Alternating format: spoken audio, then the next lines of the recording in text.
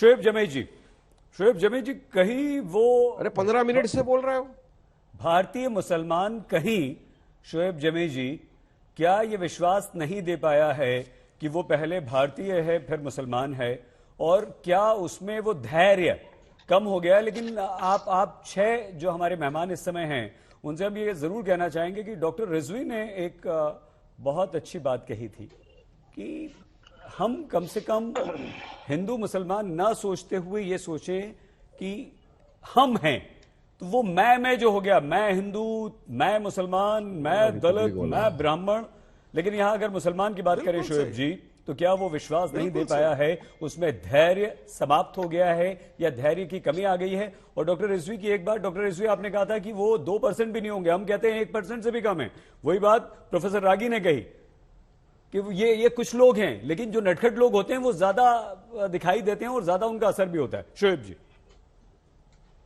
सईद अंसारी जी, बहुत बहुत शुक्रिया आपके कार्यक्रम में शामिल करने के लिए। आपने धैर्य की बात की, तो मैं आपसे यही गुजारिश करूंगा कि जितना संगीत रागी जी को वक्त दिया है उसका आधा भी मुझे धैर्य से दे देंगे तो मैं अपनी बात शालीनता से रख पाऊंगा। देखिए, संसद के 2 किलोमीटर के अहाते में जब मुसलमानों के या माइनॉरिटीज के नरसंहार का कॉल दिया जाता है धर्म संसद के नाम पर, तो प्रधानमंत्री नरेंद्र मोदी जी की चुप्पी जो है वो बहुत कचोटती है।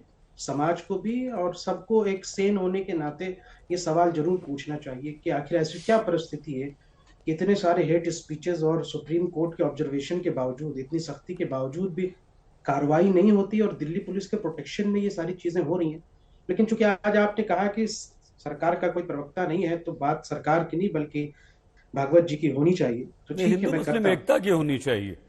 बिल्कुल। देखिए, आपने सही कहा कि सिकंदर रिजवी साहब ने बहुत अच्छी बात की, लेकिन मैं मानता हूं कि कॉलिंग स्पेड अ स्पेड भी होना चाहिए।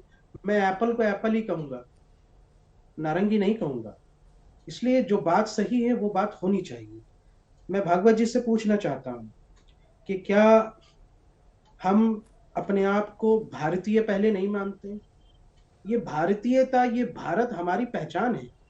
आप भारतीय सनातनी होंगे, मैं भारतीय मुस्लिम हूं, लेकिन जो कॉमन बात हमारे बीच में वो भारतीय है। भारतीयता यहाँ की असल पहचान है। अना मदनी साहब ने एक बात कही कि ठीक है, आप भी, सईद अंसारी साहब भी मानते हैं और हम भी इस बात को मानते हैं कि अल्लाह ने कुरान में फरमाया कि आदि अनादि काल हो, चाहे कोई भी काल हो, लेकिन हजरत आदम से ही शुरू हुआ। और आदम का मजहब भी इस्लाम था, इब्राहिम का भी था, मूसा का भी था, जीसस का भी था। और मोहम्मद सल्लल्लाहु अलैहि वसल्लम के बारे में कहा कि मोहम्मद सल्लल्लाहु अलैहि वसल्लम इस्लाम को लेकर नहीं आए बल्कि इस्लाम को मुकम्मल किया। He was not the first one to follow the Islam or bring the Islam, but he completed the whole philosophy of as a philosophy of life. तो ये बात तो सही है। इसलिए मैं कह रहा हूं कि आदि अनादि काल से भी आप देखेंगे तो ये जो फिलॉसफी है कि एक ईश्वर की वंदना करना या एक अल्लाह की इबादत करना और वक्त के नबी के मानना, ये तो बात मदनी साहब ने सही कही। इसलिए कोई नई नहीं है। जो कहे कि 1400 साल पहले आया, ये थ्योरी अपने आप में फ्लॉड है। दूसरी बात जो हुई इस पूरे मामले में, मुझे ये बताइए, हमने कब अपने आप को पहले मुस्लिम कहा और बाद में भारतीय कहा? हमने अपने आप को भारतीय पहले कहा, बाद में मुस्लिम कहा। इसलिए जुन्ना के टू नेशन थ्योरी को हमने ठुकरा दिया। हमने कहा नहीं, पहले हम भारतीय हैं, उसके बाद है। अगर पहले मुस्लिम कहते तो हम पाकिस्तान चले जाते। लेकिन जो आज यहाँ लोग हैं, जो मौजूदा स्थिति में है, वो पहले भारतीय हैं बाद में मुसलमान, इसलिए यहाँ पर हैं और हम बाय चॉइस यहाँ पर हैं। तीसरी और एक अहम बात, इस चूंकि मोहन भागवत जी ही यहाँ से बार बार इतिहास को कुरेदते हैं, और तो हम भी जेसीबी लेकर के आते हैं। आप इतिहास को कुरेदेंगे तो मैं भी चाहूंगा कि उसको आईना दिखाया जाए। क्या क्या ये बात सही नहीं है कि चाहे मुगल का दौर हो, मुगल का दौर तो 15वीं शताब्दी में शुरू हुआ, उससे 300 साल पहले 12वीं शताब्दी में ही इस देश में इस्लाम बहुत भली भांति फल फूल चुका था। जब ख्वाजा मोइनुद्दीन चिश्ती अजमेरी रहमतुल्लाह अलैह, निजामुद्दीन बख्तियार काकी रहमतुल्लाह अलैह, निजामुद्दीन औलिया रहमतुल्लाह अलैह, ये सब ये 300 साल के बाद मुगल आए।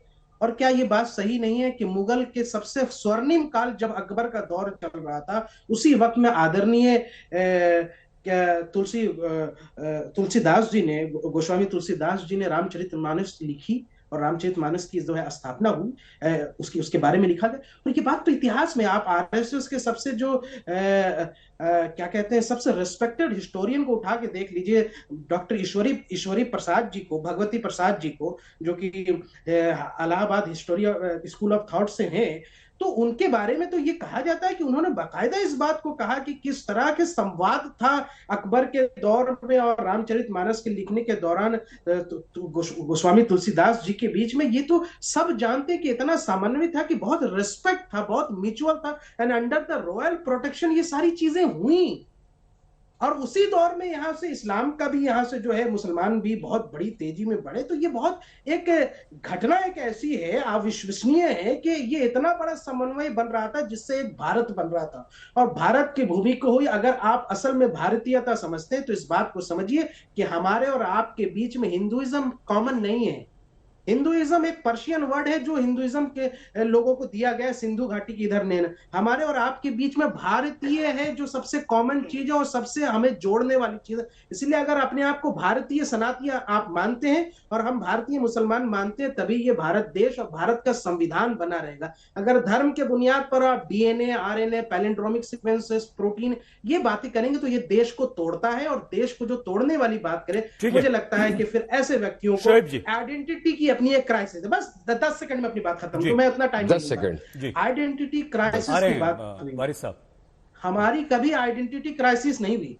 हम तो हमेशा से अपने आप को गर्व से भारतीय मुसलमान ही मानते हैं। आइडेंटिटी क्राइसिस भागवत जी को होती है। यही आइडेंटिटी क्राइसिस के बुनियाद पर भागवत जी को यह कहना पड़ गया कि भगवान ने जाति नहीं बनाई, पंडितों ने जाति बनाई। तो आइडेंटिटी क्राइसिस कहां है ये आप देख सकते हैं, हमारे लिए नहीं है। हम जोड़ने की बात करते हैं, एक साथ रहने की बात करते हैं, हम इंसान को इंसान की दृष्टि से मानते हैं। हमारे लिए जात, धर्म, नीचा ऊंच कुछ नहीं है। इस्लाम सबको एक रास्ता देता है और एक ईश्वरवाद की तरफ देता है। इसलिए मैं कहता हूं जिनको ऊंच नीच जात पात के अंधकार से निकलना है, इस्लाम के रास्ते उसके लिए खुले हैं। बहुत बहुत शुक्रिया।